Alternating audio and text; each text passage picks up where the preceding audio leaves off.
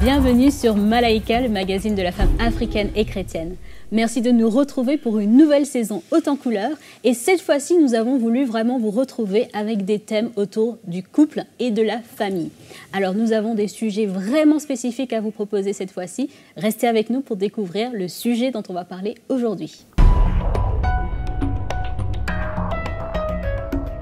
Voilà, vous le découvrez, on parle mariage, donc le thème c'est « J'ai épousé un veuf ». Donc c'est un mariage assez particulier. Comment trouver sa place au sein de cette nouvelle famille, parfois recomposée, comment vivre avec parfois la mémoire de la défunte, comment faire en plus quand on est chrétien. On va essayer de répondre à tout cela, bien sûr, avec Mama Audrey, Magali et Mama Janine qui est avec nous depuis Kinshasa. Et vraiment, merci à la technologie, malgré ce temps de Covid, on a pu être avec toi, Mama Janine. Super.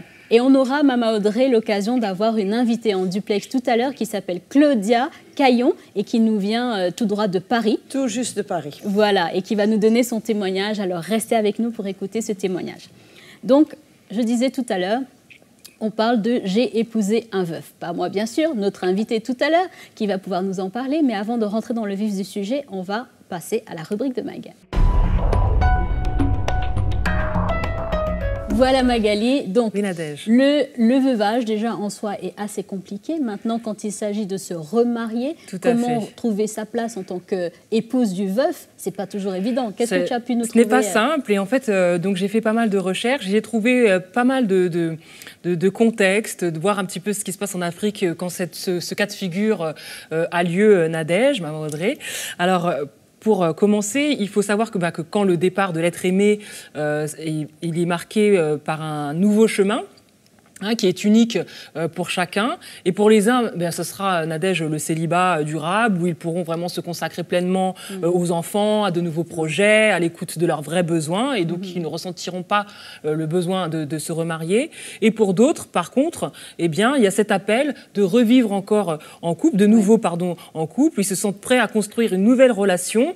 Et j'ai d'ailleurs même lu que l'expérience montre que c'est après un délai d'1 à 3 ans, suivant le décès de leur conjoint, que les veufs et les veuves envisagent la possibilité de s'engager dans une nouvelle relation, Maman Audrey. Alors cette décision mérite bien sûr qu'on se donne du temps. Il faut être conseillé, surtout dans le cadre chrétien, avant de franchir le pas, de considérer bien sûr avec honnêteté ce qui anime aussi la quête d'un nouveau partenaire. Parce que des fois, on peut se tromper aussi soi-même sur ce qu'on veut vraiment. Alors pour ce qui est du remariage donc en Afrique, il y a encore dans certains pays une loi hébraïque qu'on appelle le lévira, qui oblige en fait le beau-frère à épouser la veuve de son frère mort sans enfant afin de perpétuer le nom de ce dernier. Il faut savoir que cette tradition continue, perdure encore aujourd'hui, Maman Audrey, et on remplace donc le défunt par un autre individu sortant de la même unité sociale. Donc ce lévira, il est encore pratiqué dans certains pays de l'Afrique de l'Ouest, comme le Burkina Faso ou le Togo. Et il y a plusieurs pays, pourtant, qui l'ont interdit. Mais entre la loi et la coutume, comme on le sait dans Malaika... le dernier mot. Voilà, le combat est toujours très féroce. Et donc, ce lévira reste pratiqué et débouche, dans la plupart des cas, sur des mariages forcés ou non consentis, évidemment. J'ai lu d'ailleurs le témoignage d'une jeune femme dans les recherches que j'ai pu faire. Et elle dit, il y a 2 ans, après le décès de mon mari, j'ai épousé son petit frère. Et nous venons d'avoir des jumeaux. Donc vraiment, il y a encore des femmes qui subissent donc ce lévira sur le continent et dans plusieurs sociétés de la sous-région ouest africaine. Et pour terminer cette rubrique Nadège, je voulais juste dire que la femme est encore considérée comme un bien. Ça se justifie dans certaines sociétés. Elle est comptée parmi les biens du défunt pour être ensuite partagée. Surtout quand le frère est encore libre et que soit il est polygame et que la femme devient un bien qui a été laissé dans la famille. Donc, là quand même, ça ne vient pas de l'Ancien Testament, ça ne vient pas du lévira de l'Ancien Testament. Là, c'est complètement différent. Là, c'est une coutume. Une tradition. C'est ça. Tout à fait. Voilà ce que j'ai pu trouver, Nadège. Incroyable. Alors justement, Mama Janine, qu'en est-il à Kinshasa pour le mariage, le remariage d'un veuf? Écoute, à Kinshasa et particulièrement en RDC, on retrouve encore une fois, Nadège, les coutumes, les traditions dans certaines communautés qui vont demander aux femmes d'épouser des hommes. Et Magali parlait tout à l'heure du lévira. Mais j'aimerais parler d'une pratique à court ici en RDC dans certaines tribus qui s'appelle le sorora. Et ça consiste, c'est la pratique du remariage d'un veuf avec la sœur de son époux décédé. Et que ce soit dans le cas du lévira ou dans le cas du sorora, le problème, c'est toujours les enfants. Parce qu'il y a des enfants qui sont issus d'un mariage. Et pour que les enfants ne soient pas complètement déstabilisés par la mort d'un des parents, alors on va avoir recours à cette pratique. Il faut savoir, Maman Audrey, qu'en Afrique, le mariage, c'est l'alliance entre deux familles et pas entre deux personnes. Et même au-delà de la mort, la femme reste la propriété des héritiers du mari. Et je vais vous donner le témoignage d'une femme. Elle est chrétienne, elle a 30 ans. Et après le décès de sa sœur, elle devait remplacer sa sœur pour prendre la relève. Et son beau-frère voulait que ce soit elle, parce que c'était la jeune sœur, et que les enfants n'allaient pas être déstabilisés. Et pour elle, ça a été un véritable dilemme, parce que sa foi faisait en sorte qu'elle repoussait cette idée, mais en même temps, la coutume, la famille, et elle ne savait plus comment faire. Et elle a réfléchi parce que quelque part en RDC, aujourd'hui, la femme doit quand même, d'une manière ou d'une autre, donner son consentement, alors qu'avant, c'était obligatoire.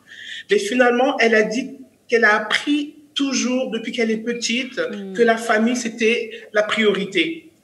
Donc, elle a accepté de s'unir avec son beau-frère, finalement. Et donc, ils ont eu 2 enfants, en plus des 3 enfants que son beau-frère avait déjà eu avec sa sœur. Ça nous fait dresser les poils des bras, là. Mais que dit la parole de Dieu au sujet du remariage des veufs? Bon, premièrement, la parole de Dieu ne parle pas tellement des veufs, il parle surtout des veuves. Mais c'est sûr que c'est clair dans la Bible que c'est un libre choix du moment que un des partenaires est mort et qu'il n'est plus lié par la loi. Au fait, 1 Corinthiens 7 le dit, la veuve, elle est libre de se marier à qui elle veut. À qui elle veut, pas du frère. Seulement que ce soit dans le Seigneur. C'est intéressant, c'est à qui elle veut. À qui elle veut et que ce soit dans le Seigneur. Il se peut que le frère ne soit pas dans le Seigneur ou que le mari était dans le Seigneur, mais là, c'est pas ça. Elle est libre de se marier à qui elle veut, mais que ce soit dans le Seigneur. Et ensuite, Paul continue, il dit, elle est plus heureuse néanmoins si elle demeure comme elle est, suivant mon avis, et moi, je crois aussi avoir l'Esprit de Dieu. On veut le dire, ne va pas chercher midi à 14h, ne te complique pas la vie, c'est ton choix. C'est pas une obligation, comme disait Maman Janine, que c'était une obligation maintenant, il y a un consentement. C'est ça. Mais c'est quand même assez triste de voir que cette jeune femme dont elle parle comme exemple, s'est crue obligée de part de cette conception avec laquelle elle a grandi toute sa vie, que c'est la famille qui compte. La pression encore une familiale. Fois, que le mariage, c'est une union de 2 familles ou 2 tribus, alors que ça n'a absolument rien à voir. C'est une union entre un homme et une femme, ça n'implique pas le reste de la famille. Bien sûr que quand il y a un des membres de la famille qui est mort, on est là pour entourer, pour prendre soin des enfants, pour entourer le veuf ou la veuve, aussi longtemps, le temps qu'il fasse son deuil. Et si c'est son cœur de se remarier par la suite, ça c'est autre chose. Mais il n'y a vraiment aucune obligation et la parole de Dieu est claire. Et même, il dit à ceux qui ne sont pas mariés, je leur dis qu'il est bon de rester comme moi. Paul dit dans 1 Corinthiens 7.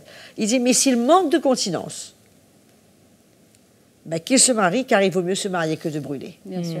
Donc, ça, c'est l'avis de Paul. Et à Timothée, il va parler maintenant des jeunes veuves. Il va faire une différence entre les veuves qui sont sur le rôle de l'Église, pour que l'Église prenne soin. Si c'est des veuves qui se sont données au Seigneur, qui sont données à la prière aux jeunes, à prendre soin des jeunes femmes. Et il va dire, je veux donc que les jeunes se marient, qu'elles aient des enfants, qu'elles dirigent la maison, qu'elles n'aient dans l'adversaire aucune occasion de médire. Et il va dire plus loin de faire attention, puisque ces veuves, ces jeunes veuves, elles ont l'habitude de passer de maison en maison, de parler de n'importe quoi. Il faut faire très attention, parce qu'il dit elles perdent leur premier engagement. Je pense que c'est-à-dire que il dit que le cœur qu'elles avaient quand elles sont mariées pour le Seigneur, dans cette situation, ça change. Ouais. Donc, la Bible ne dit pas beaucoup dessus, mais c'est sûr que c'est clair que la veuve ou le veuf, ils sont libres sur le plan du Seigneur, hein, de se marier, que ce soit dans le Seigneur.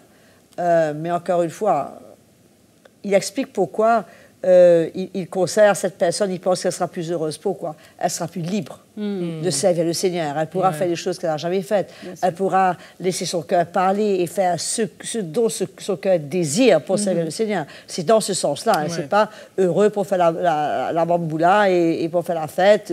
Non, c'est rien de tout ça. C'est surtout dans ce sens-là. Mais malheureusement, pour les chrétiens, puisqu'on parle, je veux dire vraiment clairement, on parle ici pour les chrétiens, Maman Janine.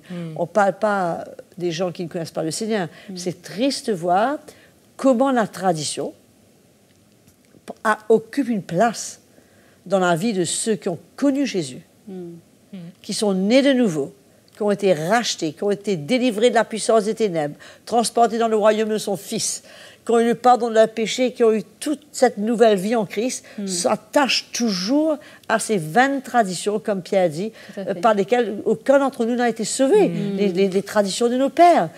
Pierre parle de ça très clairement.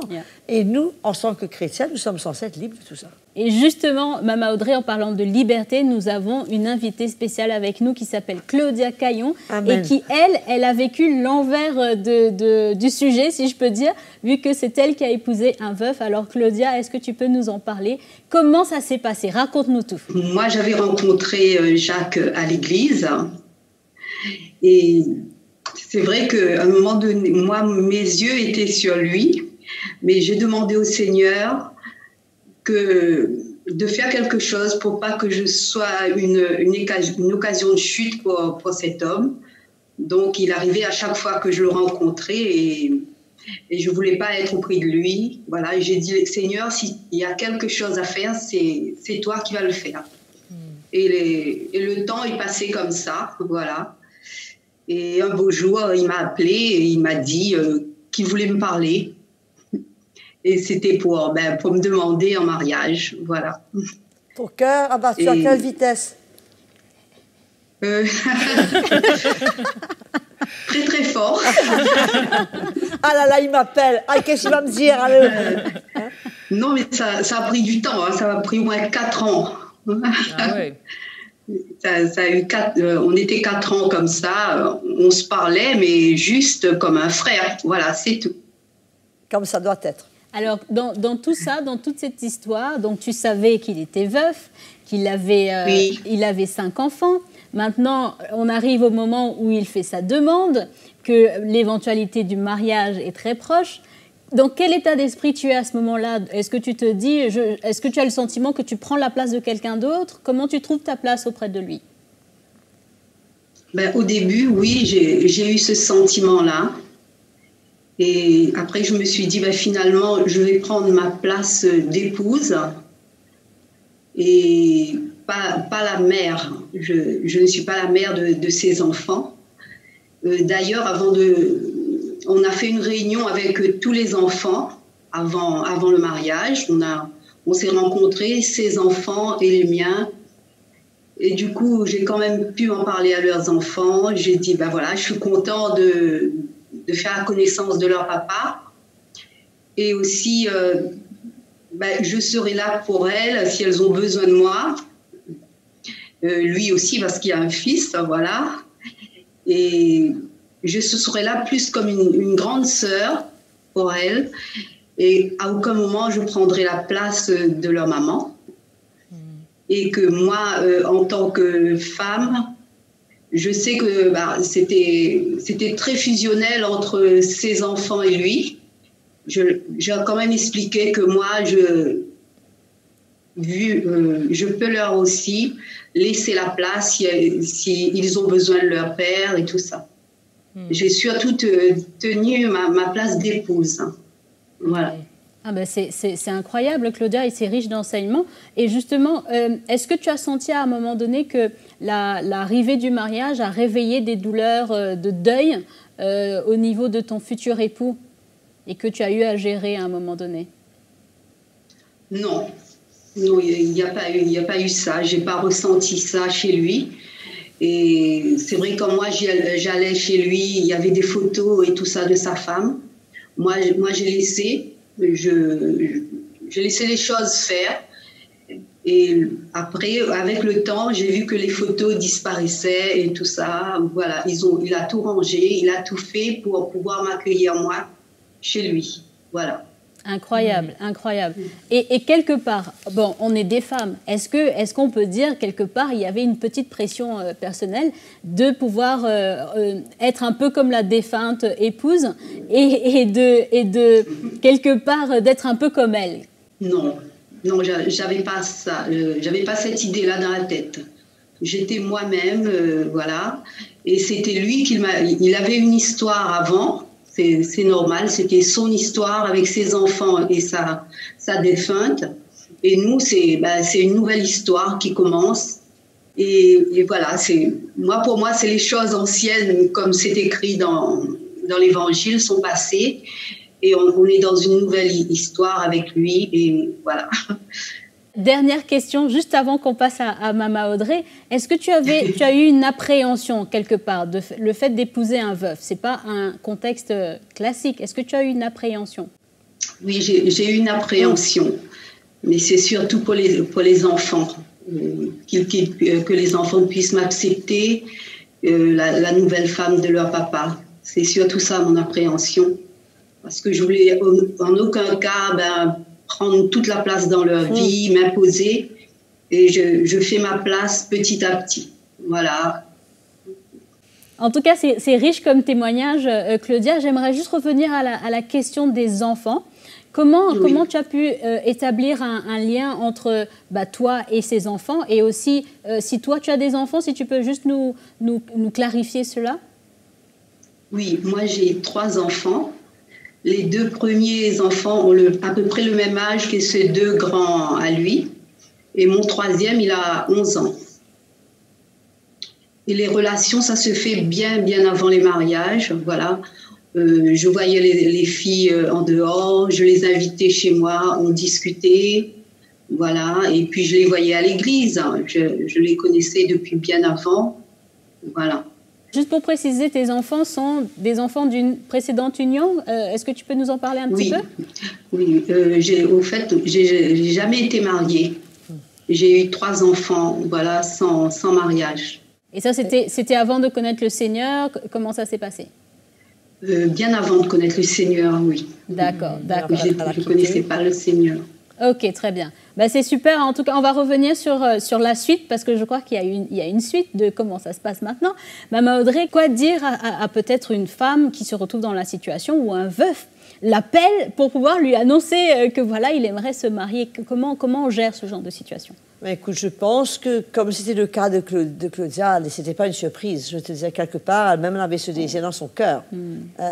C'était un désir, c'était un peu sa prière, je présume. Donc quand il a appelé, c'était un peu... Yes! La réponse à ses prières. Yes! Je pense que c'était surtout ça. Et elle a eu tout le temps, quand même, 4 ans avant, de penser comment régler la question des enfants, comment régler la question de la maison, comment régler toutes ces choses-là. Elle a eu le temps de penser beaucoup à ça. Il n'y a pas eu de précipitation. C'est ça.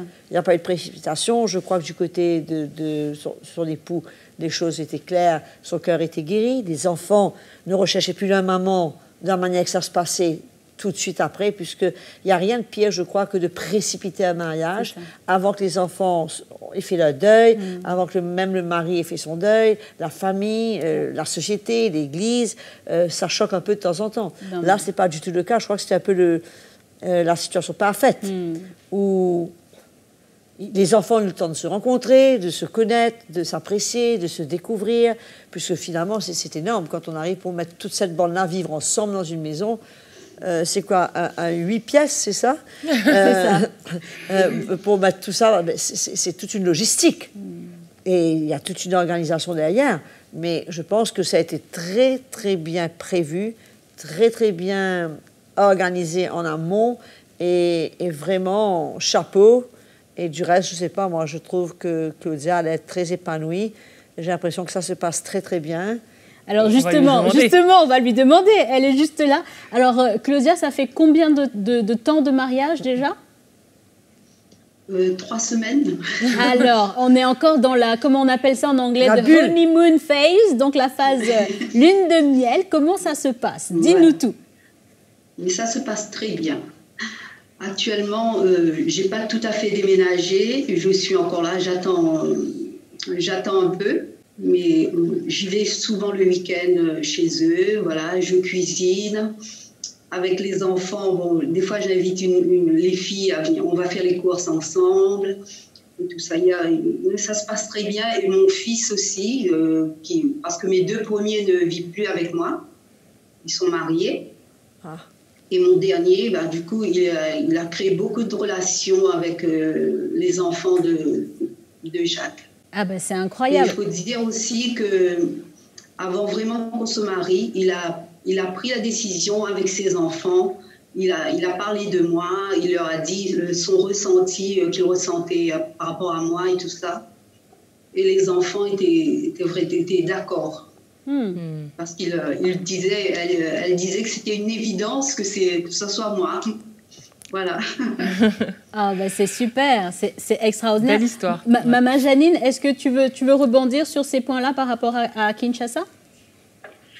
Écoute, ce que je trouve extraordinaire, c'est qu'effectivement, il y a eu cette démarche préalable de réunir la famille, les enfants, et de demander, pas l'avis des enfants, mais leur expliquer, voilà.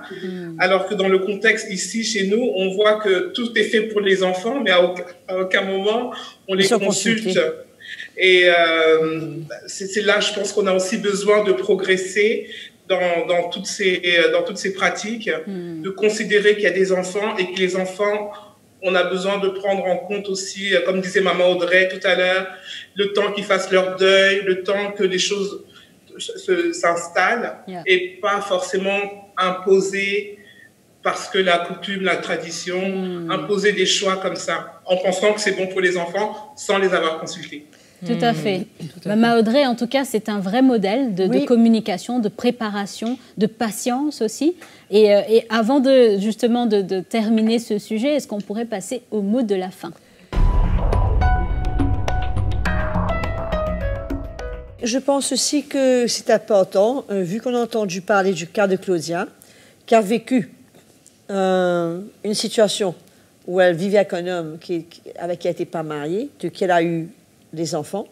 Comment cette histoire s'est passée, je ne sais pas. Bon, c'est sûr qu'ils se sont séparés à un certain moment, mais il me semble que quand même, elle s'est donné le temps de guérir, puisque ça a dû être une situation assez spéciale qui a mené à cette séparation. Et après avoir eu 3 enfants. Après avoir eu 3 enfants. Et elle a connu le Seigneur. Bon, ils auraient pu se marier pour régler la situation, mais le fait est qu'elle a choisi la séparation.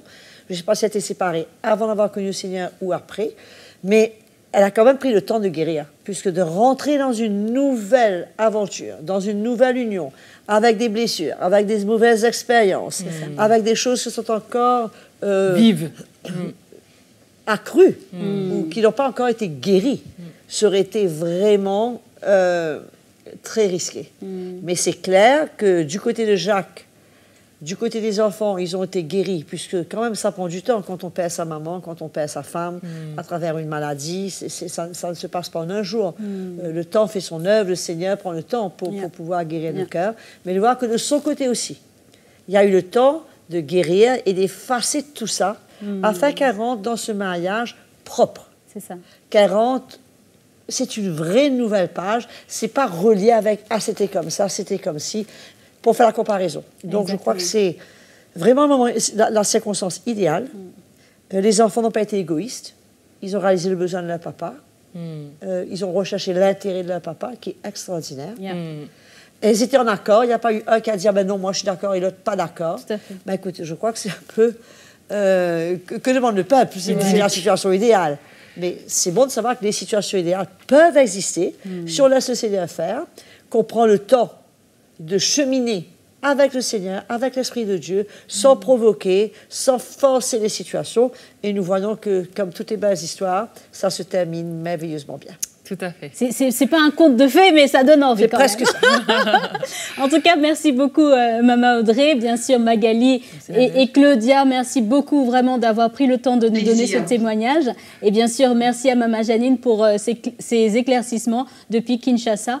Et bien sûr, merci à vous toutes qui nous suivez fidèlement sur Malaika, que ce soit à la télé ou sur les réseaux sociaux. Continuez à nous écrire, envoyez-nous vos témoignages si vous en avez et bien sûr vos questions.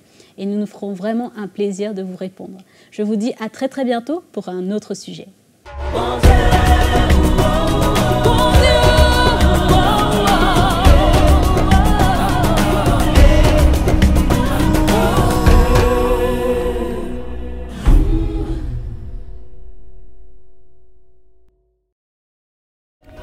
Salut à tous, merci en tout cas d'être là. Si vous avez été encouragé par cette vidéo, si vous avez été édifié par le programme Malaika, c'est très simple, APA. Aimez la vidéo, partagez-la autour de vous et bien sûr abonnez-vous, c'est le petit bouton rouge en dessous de votre écran pour être les premiers informés des prochaines parutions Malaika.